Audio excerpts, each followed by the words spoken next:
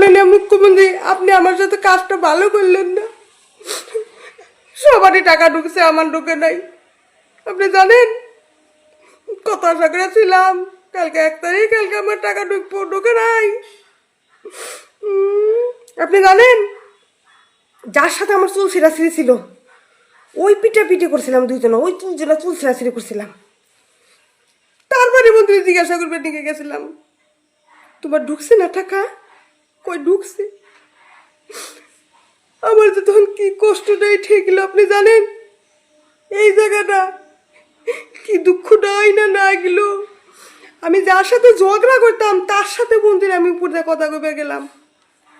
তাহলে আপনি বুঝলেন না আমি কতটা ছোট হয়ে গেলাম? এটা তো আপনার বোঝা উচিত। আমার কিন্তু ঢোকে নাই, আমি সত্যি করেছি আমার ঢোকে নাই টাকা। যার কাছেই শুনি তোমার ঢুকছে, কয় আমার ঢুকছে। তোমার ঢুকছে? হ্যাঁ ঢুকছে। তোমার ঢুকছে? না না দাও আমি, আমার ঢোকে নাই। তাহলে আমার দুঃখটা কেন? আপনি কি আমার সাথে কাজটা ভালো করলে? সবারটাই দিলেন, আমারটাই দিলেন না। আমি যার সাথে ঝগড়া করতাম তার সাথে আমি উপরতে কথা কই বেরিয়ে গেছি। আমি আপনার সাথে আর কথাই কমু না, আপনার আর কিছু জানাবো না। আমি আরি এটা কিন্তু ঠিক হলো না। অন্নপূর্ণা যোজনার টাকাটা দেওয়াটা ঠিক হলো না। কিছু মানুষ খুশির হাসি হাসছে আর কিছু মানুষ মন খারাপ করছে।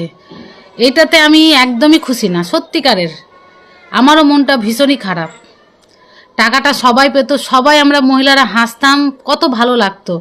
কত মানুষ বলছে টাকা পাইনি দিদি ভাই, ফর্ম ফিল আপ করেছি অনলাইনে, সব কিছু করেছি, আমি তো মধ্যবিত্ত, তারপরেও টাকা পাইনি।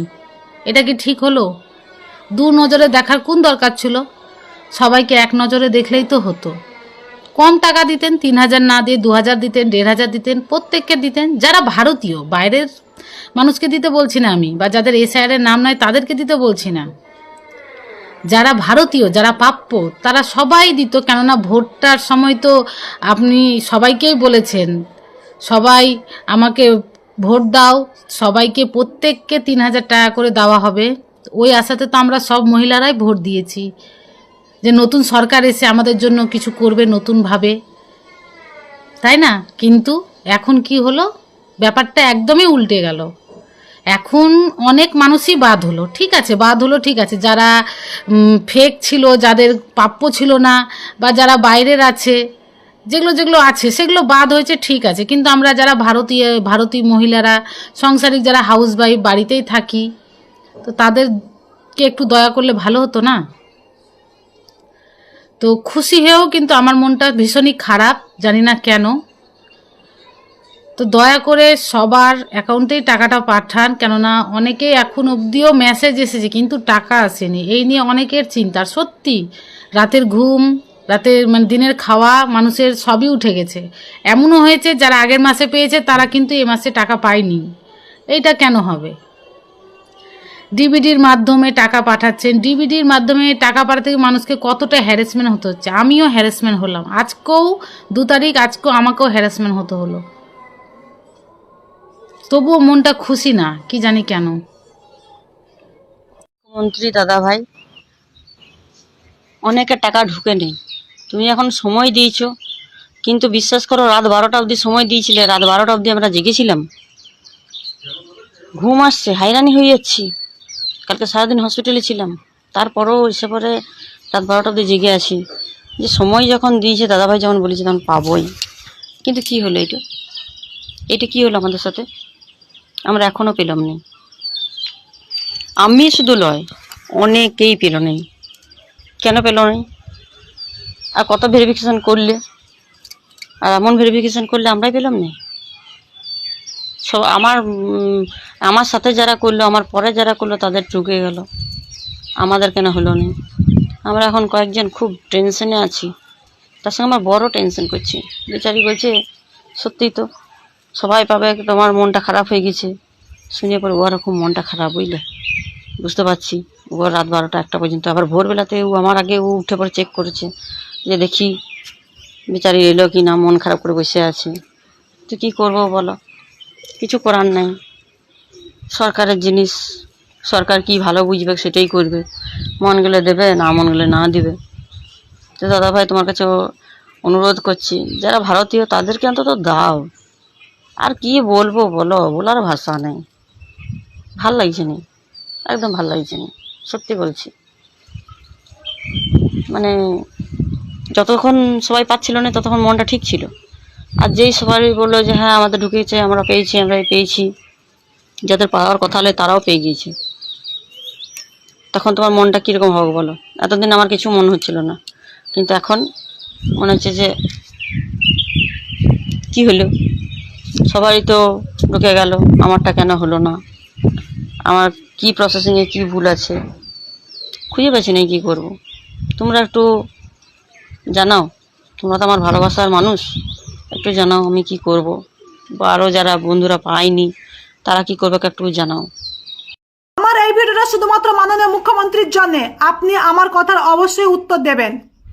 আপনি বলেছিলেন না, সঠিকভাবে যদি ফর্ম ফিল আপ করা হয়, সঠিক তথ্য দেওয়া হয়, তাহলে সবাই অন্নপূর্ণা যোজনা পাবে। নচেত ভুল তথ্য দিলে, ভুল প্রমাণিত হলে ওদের সরকারি সব সুযোগ সুবিধা থেকে বঞ্চিত তো হবে, অন্নপূর্ণা যোজনাও দেওয়া হবে না। কিন্তু এখন দেখছি যারা সঠিক তথ্য দিয়েছে তারা বাদে, আর যারা ভুল তথ্য দিয়েছে তারা সবাই অন্নপূর্ণা যোজনা 1 তারিখেই প্রথমে পেয়ে গেছে। কিন্তু সঠিক তথ্য দিয়েছি বলে আজ অন্নপূর্ণা যোজনা থেকে বঞ্চিত হয়েছি। তাছাড়াও আপনাদের টিউটোরিয়ালে ছিল যে কোনো যে অন্নপূর্ণা যোজনা পাবে সেই যদি ইনকাম ট্যাক্স না দেয় বা সে যদি সরকারি চাকরি না করে তাহলে ও অন্নপূর্ণা যোজনা পাবে। তাছাড়াও আপনি বলেছিলেন 30 তারিখে জুনে যে যারা যারা জনকল্যাণ শিবিরে অন্নপূর্ণার হার্ড কপি জমা দিয়েছেন তারা সবাই অন্নপূর্ণা যোজনা পাবে। আমি নিজেই একজন মানুষ যে হার্ড কপি অন্নপূর্ণা যোজনায় দিয়েছি। আমার আজকে 2 তারিখ হয়ে গেল, এখনো পর্যন্ত অন্নপূর্ণা যোজনা ঢোকেনি। যদি আপনি বলেন হাজব্যান্ড সরকারি চাকরি করে, হ্যাঁ আপনার টিউটোরিয়াল ছিল যে হাজব্যান্ড করতে পারে, কিন্তু যে অন্নপূর্ণা যোজনা পাবে যে মা বোনরা, সে যাতে সরকারি চাকরি না করে তাহলে অন্নপূর্ণা যোজনা দেওয়া হবে। আমি তো বেকার, আমার পরিচয় বেকার, তাই আমি বেকার ভাতা আমার পাওয়ার যোগ্য, আমি কেন ওটা পাচ্ছি না? আর হাজব্যান্ড যদি সরকারি চাকরি করে ও তার নিজের যোগ্যতা পেয়েছে, ওই 12 পাতা 13 পাতা ফর্ম ফিল আপ করে পাচ্ছে না। আর যারা যারা খুব পণ্ডিতরা কমেন্ট করতে আসছেন না যে চাকরি করে আপনাদের কেন দেবে, চাকরিকে আপনাদের মতন ওই ভাতার পেপারে সই করে পেয়েছে, ও তার যোগ্যতায় পেয়েছে। আমার যোগ্যতা নেই, তাই আমার ভাতা পাওয়ার যোগ্যতা, আমি ভাতাই নিতে রাজি। তো আমি বলবো, আমি যদি একটা ভোট দিতে পারি, আমার ভোট যদি সেখানে কাউন্ট হয়, তাহলে আমিও সেখানে বেকার হিসেবে বেকার ভাতা পাওয়ার যোগ্য। তাই শুভেন্দু মহাশয়ের কাছে আমার একটাই অনুরোধ, প্লিজ দয়া করে আমার ভিডিওটা ওনার কাছে পৌঁছান এবং ওনাকে আমার প্রশ্নের উত্তর দিতে দিন। আর হ্যাঁ, দেখেছিলাম কিছুদিন আগে শুভেন্দুবাবুর বিরুদ্ধে বা শুভেন্দুবাবুর খারাপ নয় ভুলভাল কাজ করছে বলে, যেগুলো পছন্দ হচ্ছে না জনসাধারণে বলেছে বলে থানায় ধরে নিয়ে গেছে। আমাকে থানায় ধরে নিয়ে যাবেন, ঠিক আছে নিয়ে যান, আমিও চাই থানায় যেতে। কারণ এরকম যেখানে সাধারণ মানুষের ভোট দেওয়ার অধিকার আছে কিন্তু সাধারণ মানুষের বেকার ভাতা পাওয়ার অধিকার নেই, সেখানে বেঁচে থেকে আমারও লাভ নেই, আর সেই সমাজে থাকার মতো আমার ইচ্ছে নেই। ঠিক আছে, আমাকে নিয়ে যান, আমিও যেতে চাই। আমি যদি 10টা সাধারণ মেয়ে বউর মতো সাধারণ হয়ে যদি সাধারণ ভাতা থেকে, বেকার ভাতা থেকে বঞ্চিত হই, তাহলে সেখানে আমি কেন থাকবো? আমার ভোট যদি কাউন্ট করা হয় তাহলে আমি কেন বেকার ভাতা পাবো না? তাছাড়া যদি যারা 3000 টাকা করে পাচ্ছে, তারা যেই দ্রব্যমূল্য দিয়ে জিনিসপত্র কিনছে, আমাকে যে সেই দ্রব্যমূল্য দিয়ে জিনিসপত্র কিনতে হয়, কেন আমি তাহলে বেকার ভাতা নেব না? আমার পরিচয় আমি বেকার, আমি আমার স্বামীর পরিচয়ে পরিচিত না। স্বামীর পরিচয় যদি পরিচিত হবো তাহলে আমার কেন এক্সট্রা আধার কার্ড হবে, আমার কেন ভোটার কার্ড হবে, আমার কেন প্যান কার্ড হবে, আমার কেন রেশন কার্ড হবে? তাহলে ওর রেশন কার্ড ওর ভোটার কার্ড তো আমি হয়ে যেত, তো আমার কেন এক্সট্রা হবে? আমার যেহেতু সব ডকুমেন্টস আলাদা, তাহলে আমিও সেই আলাদা একটা মানুষ। আমার সেরকমই সমাজের বা আমার একটা পাওয়ার অধিকার আছে। আমি যেহেতু ভোট দিচ্ছি রাজ্যে, তাহলে আমারও রাজ্য থেকে বেকার হয়ে বেকার ভাতা পাওয়ার যোগ্য আছে। তাই বলছি শুভেন্দুবাবুকে, আপনি আমার কথার উত্তর দেবেন কোন কারণের জন্যে এখনও পর্যন্ত আমার অ্যাকাউন্টে টাকা ঢুকেন। আমি 8 তারিখে অনলাইন করেছি, 5 তারিখে অফলাইন করেছি, হার্ড কপি জমা দিয়েছি 4 নম্বর দিনে, এখনও ডিবিটি লিঙ্ক করেছি, সব কিছু হয়ে গেছে। এতদিন হেনস্থা করে এখন টাকা ঢোকাবেন না, সেটা তো মেনে নিতে পারবো না। প্রথম যদি বলতেন যে সরকারি চাকরি করলে পাবে না, তাহলে ততটা ঠিক ছিল। আর বেসরকারি স্কুলের কথা যদি বলি না, আমার দেখা 1000 জনে প্রমাণ দিয়ে দেবো, বেসরকারি স্কুলে ছেলে মেয়ে পড়ছে, তারা টাকা পেয়ে যাচ্ছে, দিব্যি পেয়ে যাচ্ছে। তাহলে তারা যদি পায়, আমি কেন পাবো না? আমার পরিচয় আমি বেকার, তা আমি বেকার ভাতা পাবো। আর যদি কেউ বলে না যে দান নেওয়ার জন্যে করছে ভিখারি, হ্যাঁ আমি ভিখারি হতেও রাজি, সরকারের দান আমি ছাড়বো না। সরকার যদি আমার একটা ভোটের জন্য সরকার যদি গঠন হতে পারে, তাহলে আমিও সরকার থেকে সুযোগ নেওয়ার জন্য আমিও রাজি। আমার কথার উত্তর দেবেন। আর এইটুকু সবার কাছে অনুরোধ, যারা বোঝে না মূর্খ পণ্ডিতগুলো কমেন্ট করবেন না, অযথা এসে এখানে হুমড়িকে পড়বেন না। প্রয়োজনে আপনারা শুভেন্দুবাবুর কাছে ভিডিওটা পাঠিয়ে দেবেন। হ্যাঁ, আর একটা কথা বলতে ভুলে গেছি, শুভেন্দুবাবু বলেছিলেন না যাদের কোনো প্রবলেম হবে এই নাম্বারে ফোন করবেন। আমার আগের ভিডিও দেখে নেবেন, আমি ওই নাম্বারে কতবার ফোন করেছি। এমনকি এমএলএও ওই তার ফটো পোস্ট করে বলেছিল এই নাম্বারে আপনাদের কোনো প্রবলেম হলে জানাবেন। হাজার বার ফোন করেছি। একটা অটো দেওয়া আছে, ওখানে একটা রেকর্ডিং করা আছে, ওটা চালিয়ে দিয়ে বারবার কেটে দিচ্ছে। তাহলে সাধারণ মানুষের কোথায় সরকার পাশে আছে? শুধু ভোট নেওয়ার সময় তো দাও দাও দাও, এখন ভোট নেওয়া হয়ে গেছে, এখন কি বলছে সাধারণ মানুষকে আর চেনে না। দেওয়া হলে সবাইকে দিন, দিদির মতো সবাইকে, না দেওয়া হলে কাউকে দেবেন না। কারণ যাদের দিচ্ছেন তারা শুধু ভোট দেয়নি, যাদের দিচ্ছেন না তারাও ভোট দিয়েছে। তাই বলছি, কেন পাচ্ছি না তারও উত্তর দেবেন, আর দেওয়ারও চেষ্টা করবেন। অন্নপূর্ণা যোজনা বারবার বলবো দিতে হবে, আর কোথায় গেলে আমরা টাকা পাবো তার সেখানেও আমরা যাব, কিন্তু টাকা নিয়েই মাননীয় প্রধানমন্ত্রী মুখ্যমন্ত্রী আমি দুজনকে কম, বেশি কথা কম না, দুইটা কথা কম। প্রতিদিন একটা কথা কই, আজকে দুইটা কথা কম। কথাটা হইতেছে কি, সামনে তো রথ, টাকা তো ঢুকলো না, তো রথ দেখবার যেমন কিনে মনে করছিলাম 3,000 টাকা ঢুকবো, যাক 3,000 পামো, আর বাসটা ফ্রি করে দিল, তাহলে এবার পুরীতে যেতাম রথ দেখবেন নাকি। আমি 3,000 তো পাইতাম, স্বামীর কাছে হাত পাতা লাগতো না, কত আপনি দিলেন না। তাহলে কি আমাকে এবার রথ দেখা হবো না? আমরা কি চানাচুর বাজা খাইয়া পারবো না রথে? 3,000 দিলে ভালো হইতো। আপনি কোনো কথাই রাখলেন না আমাকে, খালি এই জায়গাটা কষ্ট দেন। জানেন, যখন হইয়া হইয়া দেখি আমি 3,000 পাইছি, সব মানে কি আশাটাই না করে আমি 3,000 পাইছি, লাভ দিই। তারপর চোখ টোক ডলে দেখি ও আমি তো স্বপ্ন দেখলাম। তখন আমার মনটা কি খারাপ হয়ে যায়, বেশি বেশি কান্দি। 3,000 টাকাটা আমরা কবে দেখবো?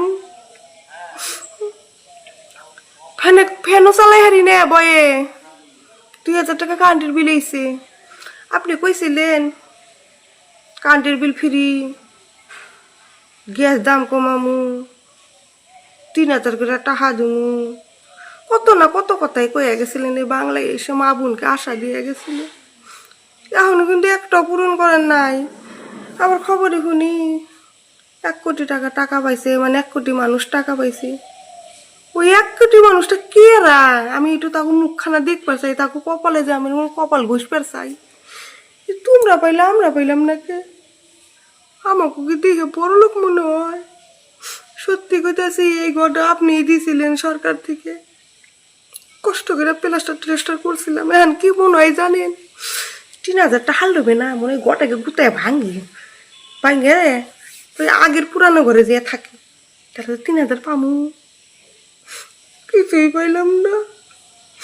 আমার কষ্টটা কি আপনি বুঝবেন না? বুঝাইতে বুঝাইতে আমি পাগল হয়ে গেল। বুঝেন না, মেনকের তর্স হয় না, আর মেনকের টাকার লোক বেশি। দয়া করে টাকা কটা দেন, আমি আপনার কাছে হাত পাইতে ভিক্ষা দিতেছি, দেন দয়া করে। স্বামীর কাছে কিন্তু এরকম হাত পাতি নেই, আপনার কাছে যেরকম হাত পাইতেছি। স্বামী প্যান্টটা খুলে রেখে দেয়, ওইখান থেকে টুক করে 10 টাকা তুলে নি।